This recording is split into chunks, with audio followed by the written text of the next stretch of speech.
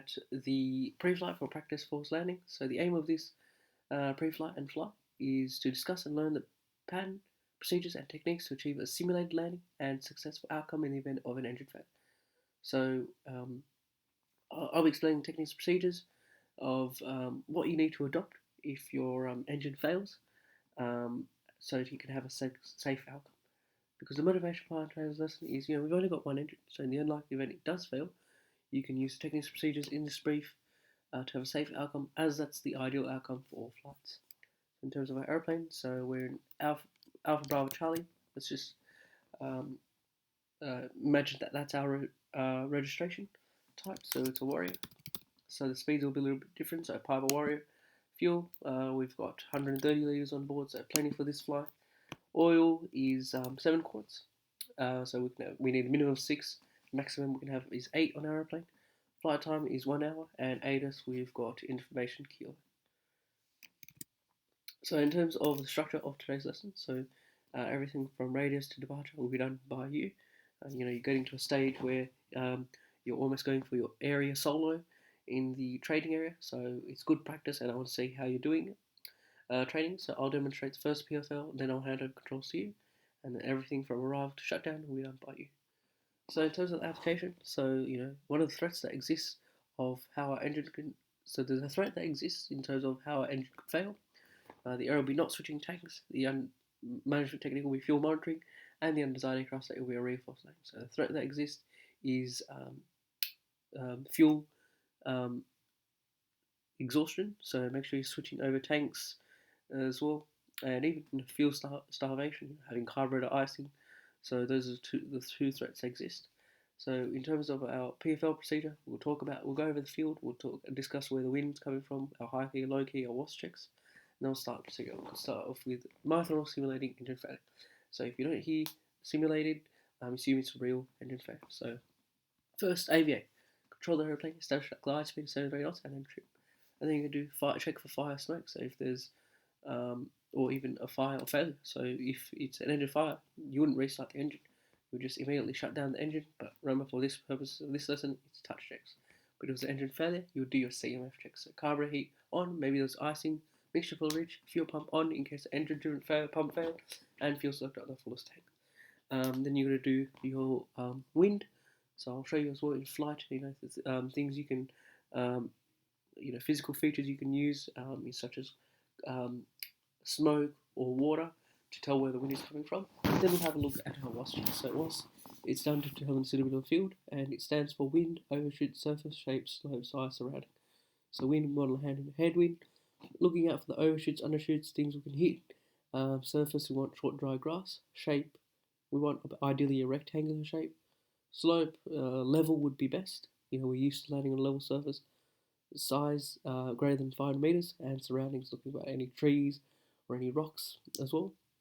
And then you're going to do a plan. You're going to select the high key, low key, and then your 1/3 aim point. Make sure you choose physical features so that you can remember. And if you haven't already, do your engine warming. For 2,000 RPM, 4 seconds every 1,000 feet, because you've got that threat of low power operations. The air will be not managing engine, and the management technique will be warm engine. And the undesired aircraft state will be low power operations with the fouling of the spark plug. So make sure you warm the engine. Then you're going to do a trouble check, shoot check, so see if most also touch checks, so carburetor heat set, mixture operate through the range. Is there a ratio that will get the engine restarted? Fuel, have you accidentally put it in the shut-off valve? Oil, check your T's and P's. If they're not in the green, there's no hope of starting the engine. Mags, left, right, both. Maybe there's one magneto that will work, and then throttle operate through the range, half an inch open. So if the engine does restart, you'll let us know. Transponder 7700. Touch checks, ILT on, then you can do your Mayday call. So Mayday, Sydney Centre, Cherokee, Alpha Bravo Charlie, 15 nautical miles west, Bankstown Airport, 2 PME, engine failure, we'll do immediate forced landing and contact you on the ground. Passenger brief, if you could include things like, we're having an engine failure, we'll be landing in the field on our left, please stow loose items, assume the brace position, after we land, we exit towards our right, something well right with the aeroplane. Within that stage, you should be about your low key. Then clear the turn and make sure it's lower than those as well to maintain that 73 knots. And then you do that 50 cent pattern. It's kind of like a glide approach, where if you've got your aim point and if it's reaching the wingtip, turn towards aim point, and if it's reaching really close to the fuselage, you turn level the wings. So you want to keep that in that 1/3 wing spacing out from the wingtip. And to warm the engine again every 1,000 feet, then you can do aim point, airspeed aspect. So aim point into the field 1/3, airspeed 17 knots aspect. Flaps as required if you know you can make the field to shift your aim point towards the start, and then your shutdown checks, which are touch checks, and then going around at about 900 feet. Remember, it's a student initiated go around, not an instructor initiated, so you must go around by yourself. So priorities in when you're flying is aviate, navigate, communicate. So aviate, fly the airplane first, navigate the airplane around the procedure, and then communicate time permitting. So application was, we've already looked at that. Methods to adjust the height, so too high, widen the base turn, and roll that wings level.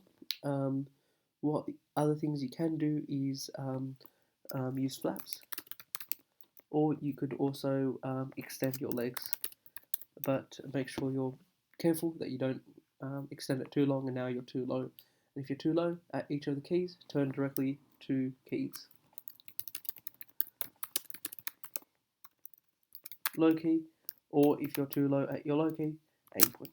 And do not stretch the glide. Remember, it does not work. Always maintain the airspeed 23 knots, even if you're not going to make a field. Competencies, no competencies for this lesson. It's more of a demonstration, but a few things I'll be assessing as part of 61 manual standards. Complete checks in accordance with the checklist. Follow that thoroughly. Plus or minus 1.5 meters from centerline during taxi.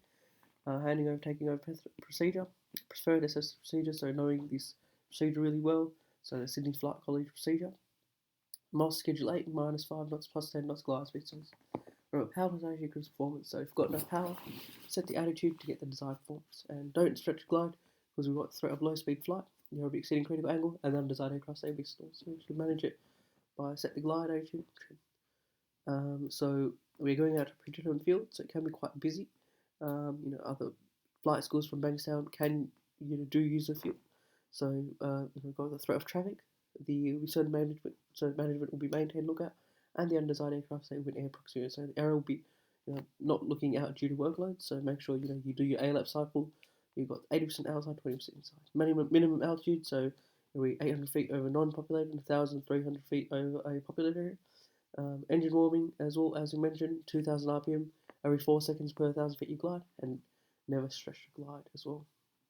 So thank you all so much for listening to the Practice Force Landings Preflight.